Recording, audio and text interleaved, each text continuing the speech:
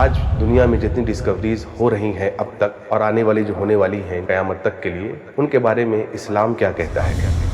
हम मुसलमान कुरान मजीद में जो चीज़ भी है उसको हम हक मानते हैं। हमारे लिए कुरान मजीद को साइंस से साबित करना बिल्कुल भी ज़रूरी नहीं है। यूरोप के लोगों ने हमारे असलाफ के कारनामों पर पर्दा डाल दिया है, जिसकी वजह से हमारे आज के जो नौजवान बच्चे स्कूल जा रहे हैं या कॉलेजेस में जाते हैं, वो लोग समझते हैं कि हमारे असलाफ ने साइंस के ताल्लुक से कुछ भी नहीं किया। जितनी भी साइंस में आज डिस्कवरियां हुई हैं या हो रही हैं, इसमें मुसलमानों का कोई भी हाथ नहीं है।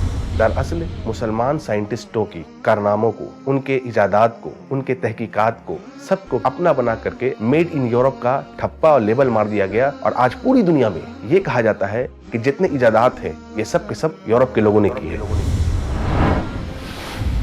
इस्लाम, साइंस और मुस्लिम साइंटिस्ट रोजाना रात 10:30 बजे और हर दोपहर 2:30 बजे मर्सी टीवी पर।